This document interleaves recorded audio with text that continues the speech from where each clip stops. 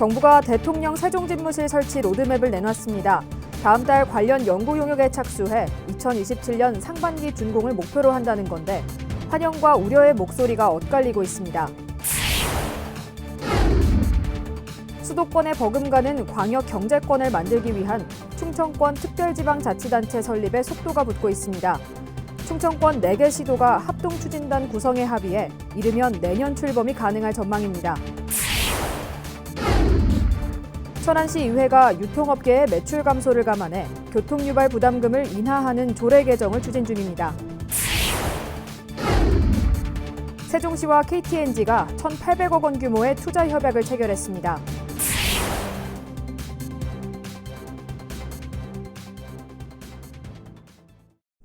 시청자 여러분 안녕하십니까? BTV 뉴스입니다. 주말 사이 대통령 세종집무실 설치와 관련한 반가운 소식이 전해졌습니다. 2027년 상반기 준공을 목표로 한 로드맵이 제시된 건데요. 지역에서는 환영의 목소리와 함께 정부의 확고한 의지를 보여달라는 주문이 잇따랐습니다. 김우순 기자의 보도입니다. 이달 초 국민의힘 지도부는 국회 세종의사당 부지를 찾아 공약 파기 논란에 휩싸인 대통령 세종집무실 설치와 관련해 반드시 약속을 지킬 것이라며 민심 달래기에 나섰습니다. 이날 현장에 동행한 원희룡 국토부 장관은 빠른 시일 안에 정부 차원의 청사진을 내놓겠다고도 했습니다. 구체적인 앞으로의 진행 계획과 실행 착수 조치를 발표하기 위해서 준비를 해놓고 있습니다. 앞으로 준비가 완비되는 대로 빠른 시간 내에 국민들께 약속드리겠습니다. 그리고 한 달도 채 지나지 않아 정부 차원의 건립 추진 일정이 나왔습니다. 우선 9월 중 행정안전부와 국토교통부, 행복도시건설청 등이 참여하는 대통령 세종집무실 건립 추진단을 발족하고 규모와 입지 등을 담은 구체적인 건립 방안 마련을 위한 연구 용역에 착수한다는 계획입니다. 이를 토대로 2023년 상반기에 기본계획 수립이 완료되면 곧바로 총사업비 확정과 건축 설계를 거쳐 2025년 초 착공해 2027년 상반기 준공하는 것으로 가닥을 잡았습니다. 이를 위해 올해 정기국회 예산심의 과정에서 설계비를 증액 추진하기로 당정 간에 합의를 마쳤다고 밝혔습니다. 세종시는 즉각 환영의 입장을 전했습니다. 특히 이번 로드맵 발표로 최근 불거진 세종집무실 2단계 패싱 논란도 종지부를 찍을 수 있을 것으로 내다봤습니다.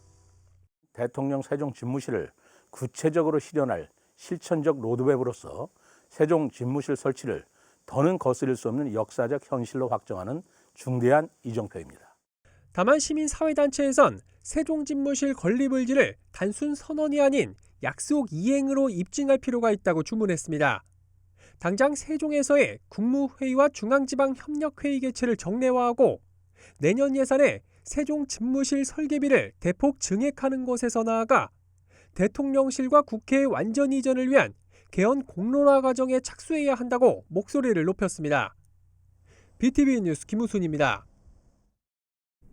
충청권 4개 시도가 함께하는 특별지방자치단체가 이르면 내년 출범을 목표로 추진됩니다. 이들 4개 시도지사는 세종에서 행정협의회를 열고 특별지자체 설립을 위한 합동추진단 구성에 합의했습니다. 김우순 기자의 보도입니다. 부산과 울산, 경남을 수도권에 버금가는 광역경제권, 이른바 메가시티로 만들겠다며 지난 4월 출범한 부울경 특별연합. 올해 1월부터 시행된 지방자치법에 따라 전국에서 처음 생겨난 특별지방자치단체의 첫 사례입니다. 충청권 특별지자체도 이르면 내년, 늦어도 2024년 출범을 목표로 추진됩니다. 대전과 세종, 충남과 충북 등 충청권 4개 시도지사가 지방선거 이후 첫 행정협의회를 열고 충청권 특별지자체 설립을 위한 합동추진단을 연내 구성하기로 합의했습니다. 특별자치단체는 우리 메가시티라고 하는 충청권의 행정협력에 매우 필요한 기구죠. 우리 보통자치단체 위에 우리 4개 시도가 함께하는 특별자치단체장이 있고 또 특별자치의회가 구성이 되게 됩니다. 이러한 것들을 구성하기 위해서 연내 우리 행정추진단을 구성하기로 오늘 합의를 했습니다. 특별지자체가 설립되면 충청권 4개 시도와 연관된 초광역적 행정에 대해 심의하고 집행하는 기능을 수행하게 됩니다. 특별자치단체장은 4개 시도지사가 돌아가면서 맡게 되고 각 시도의회에서 파견된 의원들이 특별자치단체 의회를 구성하는 방식입니다. 가령 메가시티 완성에 초석이 되는 국가철도망 구축계획 등을 수립하고 시행하는 데 있어 특별지자체가 중추적인 역할을 하게 되는 겁니다. 우리가 합심하여 실질적인 결과물을 만들어내길 기대합니다. 국가철도망 계획 조기 추진, 충청권 동서축 철도망 구축 등 광역교통망을 구축해 하나의 생활권으로 만들어야 한다 하는 생각을 갖고 있습니다. 이제 실행화 단계에 접어든 충청권 특별지방자치단체. 설립과 운영 방안에 대한 밑그림이 그려진 만큼 한층 속도감 있는 사업 추진이 필요할 때입니다. BTV 뉴스 김우순입니다. 김태흠 충남도지사는 29일 자신의 SNS와 기자들에게 보낸 글을 통해 지금 당을 어렵게 만든 장본인은 권성동 원내대표라며 사퇴 수습의 첫 출발점은 권 원내대표의 사퇴여야 한다고 말했습니다. 김 지사는 법원 판결도 권 원내대표가 사퇴하지 않고 당을 수습하는 과정이 비상 상황으로 보지 않은 것인데 사퇴 수습 후에 거취를 결정하겠다는 것은 후안무치하다고 지적했습니다. 이어 원내대표 한 사람만 사퇴하면 되는데 멀쩡한 당헌 당규 개정이니 헛소리만 하고 있다며 깨진 바가지는 새 물을 담을 수 없다고 강조했습니다. 또 친이준석계 인사들을 향해서도 본인의 부도덕성 때문에 징계된 사람이 임기가 남았다고 복귀하는 것이 상식인가라며 제발 원칙과 상식을 갖고 행동하자고 비판했습니다. 충남도가 경제와 방역, 복지 등 5대 분야 16개 중점 과제로 구성된 추석 대비 종합대책을 마련했습니다. 도는 우선 물가대책 종합상황실을 통해 명절 성수품과 서비스업 등 30개 품목에 대한 가격을 집중 관리합니다. 중소기업에는 업체당 1억 원 이내 총 50억 원 규모로 특별경영 안정자금을 지원합니다. 또 의료기관과 질병관리청 등 유관기관과 24시간 협조체계를 유지하고 병상 배정과 환자 이송, 치료에 만전을 기할 방침입니다. 세종시가 시정 4기 첫 투자유치 성과로 1,800억 원 규모의 투자 협약을 체결했습니다. 세종시와 KT엔진은 업무 협약을 맺고 세종 미래산업단지에 담배 관련 인쇄 공장을 신설하고 지역경제 활성화와 일자리 창출에 힘을 모으기로 했습니다. 이번 협약에 따라 KT엔진은 2025년까지 인쇄 공장을 건립할 계획으로 투자 규모는 1,800억 원에 달하며 이번 투자로 220여 개의 일자리가 창출될 전망입니다. 세종시는 기업의 원활한 투자를 위해 행정적인 지원과 인허가 진행에 적극 협조할 방침입니다. 인구 10만이 넘는 도시에는 교통 혼잡을 일으키는 시설에 이른바 교통유발 부담금을 부과하고 있는데요. 천안시의회가 지역 백화점과 대형마트 등 유통업계의 매출 감소를 감안해 부담금 인하를 추진하고 있습니다. 송용환 기자의 보도입니다. 바닥 연면적 1,000제곱미터 이상 대형 시설물에 부과되는 교통유발 부담금은 면적에 따른 단위 부담금과 교통유발 개수를 곱해 책정합니다. 주로 백화점과 대형마트 등이 대상입니다. 천안시는 지난 2014년 조례를 만들어 조례상 최대치인 8.96의 교통유발 개수를 적용하고 있습니다. 천안에선 지난해 이 기준에 따라 아라리오 5억 9천만 원, 갤러리아 4억 3,400만 원 등 모두 3,800곳에서 39억 6,600만 원을 부과했습니다. 하지만 코로나19 등 비대면 쇼핑 증가로 매출이 줄어들면서 부담금 완화를 촉구하는 목소리가 높았습니다. 천안시에는 타 자치단체와의 형평성과 지역 경제인들과의 의견 수렴 등을 통해 교통유발 개수를 6.72로 낮추기로 했습니다. 비대면 마케팅 또 쇼핑 이런 것들이 한정적으로 증가하고 있으며 그 증가에 따라서 개수 조정의 필요성을 갖고 있고요. 또한 우리 시와 규모가 비슷한 50만 도시와의 형평성을 고려해서 다만 지역사회와의 상생협력을 위해 지역 농산물 판매 촉진 등을 요구할 방침입니다. 이번 조례 개정안은 상임위 심사와 본회의를 거쳐 다음 달 1일 처리될 전망입니다. BTV 뉴스 송용환입니다. 아산시가 한부모 가족에 대한 긴급복지 생계비 중복 지원을 가능하도록 하고 소득 기준을 상향하는 등 지원을 확대합니다. 기존에는 만 18세 미만 자녀가 있는 한부모 가정은 긴급 지원 시 중복 지원을 이유로 양육비 지원을 받지 못했지만 이달부터는 받을 수 있게 됐습니다.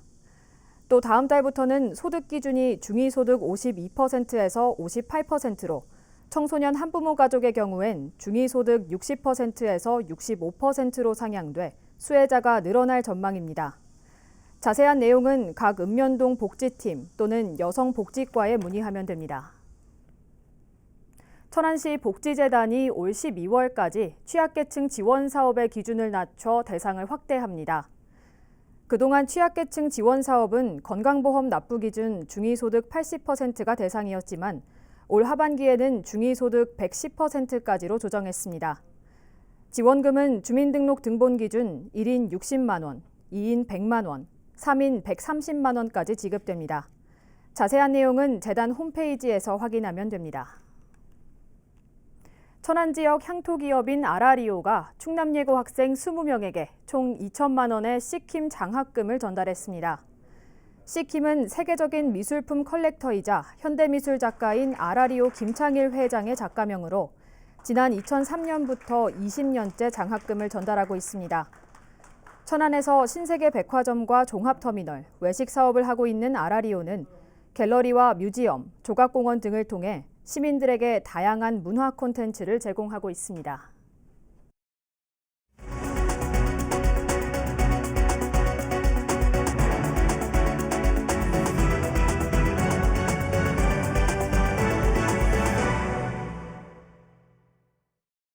박경귀 아산시장이 시민과 함께하는 참여자치 아산을 만들기 위해 1호 안건으로 참여자치위원회 설치를 추진하고 있는데요.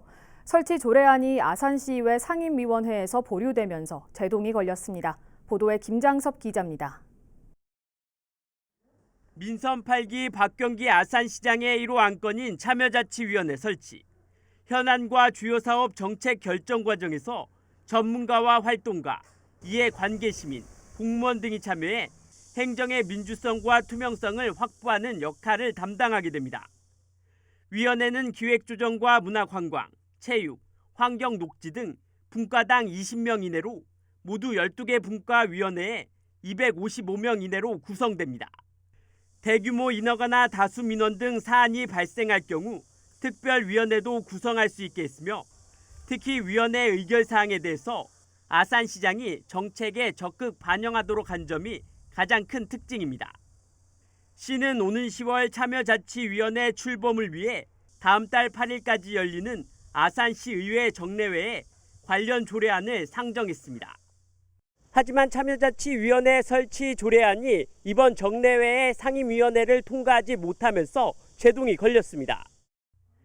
기획행정위원회 김은복 시의원은 민선 7기 비슷한 성격의 위원회의 경우 114명이 활동했음에도 시민 의견 반영이 미비했다며 인원과 분과를 늘린다고 해서 시민 의견이 제대로 반영될 수 있을지 의문이라고 말했습니다.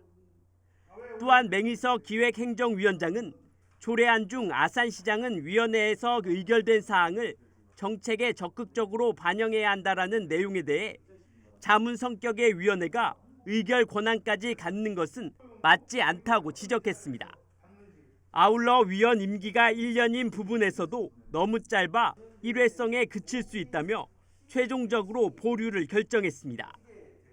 이에 대해 아산시는 많은 시민들이 정책에 참여할 수 있도록 하기 위한 취지인 만큼 이번 정례회에 통과될 수 있도록 지적된 사항을 보완해 재상정할 계획입니다. 시민들의 아이디어를 제시하기도 하고 또 우리가 하는 것들을 방향을 또 바꿔달라고 요구할 수도 있는 그런 참여를 부여하는 거기 때문에 오히려 지금 의회나 우리 집행부를 도와주는 기능이라고 생각합니다. 지난 이천 추경에서도 민선 8기 아산시장 공약 예산이 대거 삭감된 데 이어 1호 안건마저 제동이 걸리면서 시정 운영이 순탄치 않게 흘러가고 있습니다. BTV 뉴스 김장섭입니다. 천안시가 현재 공단 체제인 시설관리공단을 자체 개발 사업이 가능한 공사로 전환하는 방안을 검토 중입니다. 현재 진행 중인 타당성 조사 결과에 따라 전환 여부를 결정할 방침입니다. 송용환 기자의 보도입니다. 지난 2011년에 출범한 천안시 시설관리공단입니다.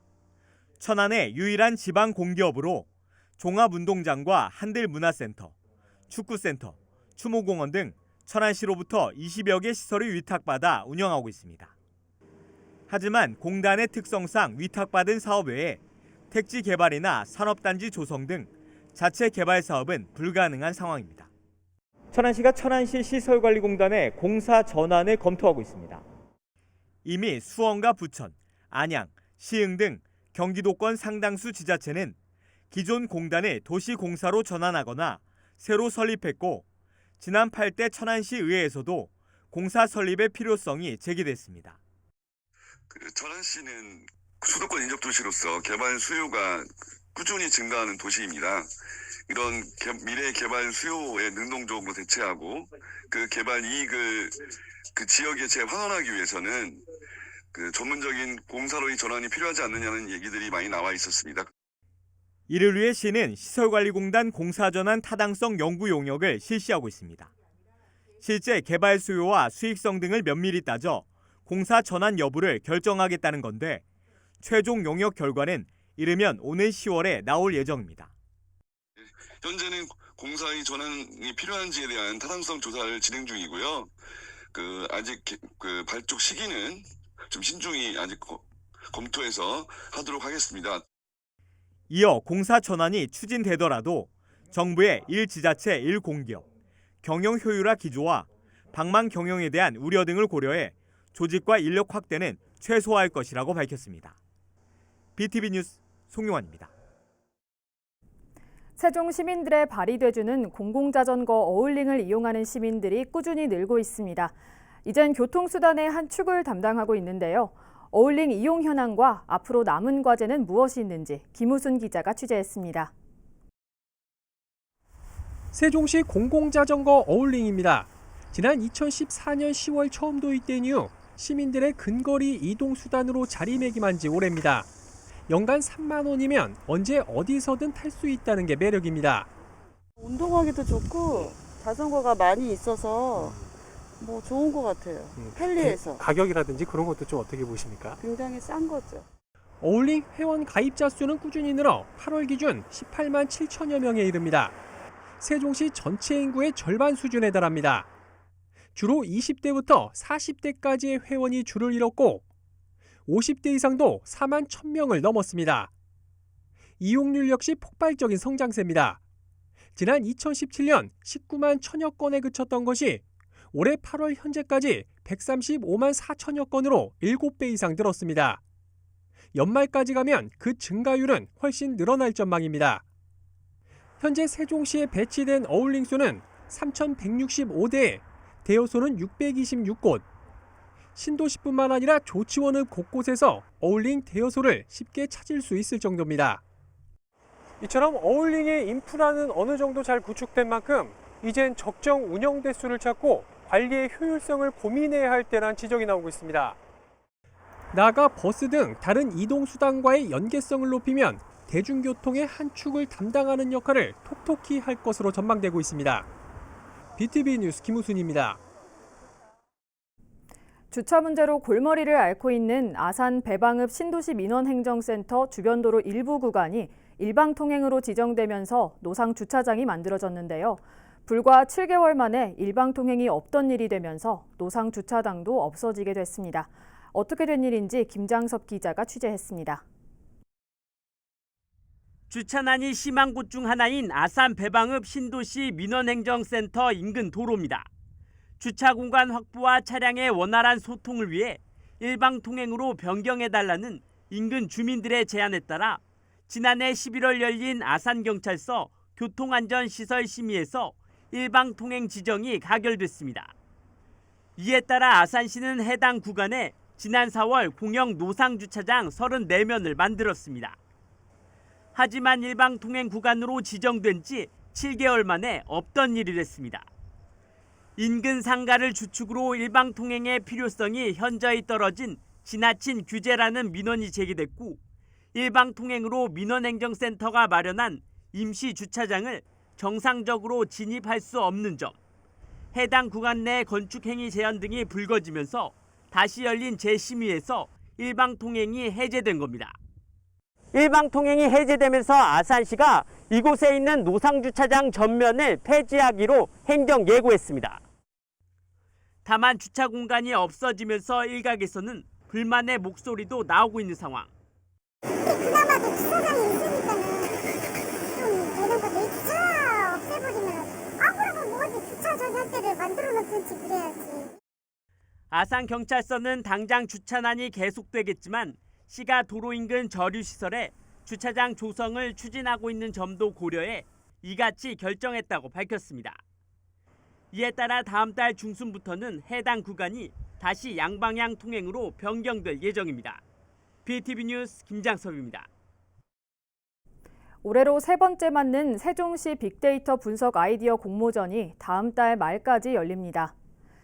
이번 공모전은 데이터 기반의 미래 전략 수도 세종 완성이라는 주제로 전 국민을 대상으로 진행됩니다.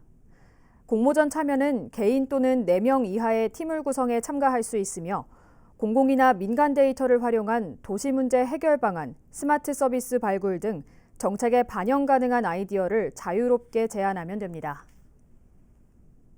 천안시는 오랜 전통을 이어가는 업소와 명인을 발굴하기 위해 다음 달 16일까지 대상을 모집합니다. 먼저 전통 업소의 경우 공고일 현재 천안에서 20년 이상 운영 중인 곳으로 지역 관광 상품으로 발전 가능성이 있어야 합니다. 전통 명인은 해당 분야에 15년 이상 종사하면서 주민등록과 사업장이 천안에 3년 이상 소재에 있어야 합니다. 시는 업소 2곳과 명인 2명을 선정해 기자재 구입 보조금과 체험 홍보 공간 등을 제공할 계획입니다. 신청 방법 등 자세한 내용은 천안시 홈페이지 행정 공고란을 참고하면 됩니다. 천안시가 천안에서의 특별했던 순간을 담다를 주제로 사진 공모전을 엽니다. 이번 공모는 천안 시민이나 타 지역 주민들의 시선을 통해 천안의 새로운 매력을 발굴하고 시정 홍보에 활용하기 위해 마련됐습니다. 공모 기간은 10월 말까지로 시청 홈페이지나 블로그에서 참가 신청서를 내려받아 3장 이상의 작품을 이메일로 제출하면 됩니다. 상금은 대상 100만 원, 최우수 50만 원, 우수 30만 원 등 총 19명에게 600만 원을 수여할 예정입니다. 아산시 보건소가 자살 예방 주간을 맞아 자살 예방을 위한 표어와 따뜻한 문구를 공모합니다. 공모는 아산 시민이면 누구나 참여 가능하며 20자 이내에 따뜻한 문구와 표어를 만들어 보내면 됩니다. 선정된 시민에게는 소정의 모바일 아산사랑 상품권이 제공되며 공모 기간은 다음 달 1일부터 10일까지로 참여 방법은 아산시 누리집을 참고하면 됩니다. 이상으로 BTV 뉴스를 마칩니다. 시청해주신 여러분 고맙습니다.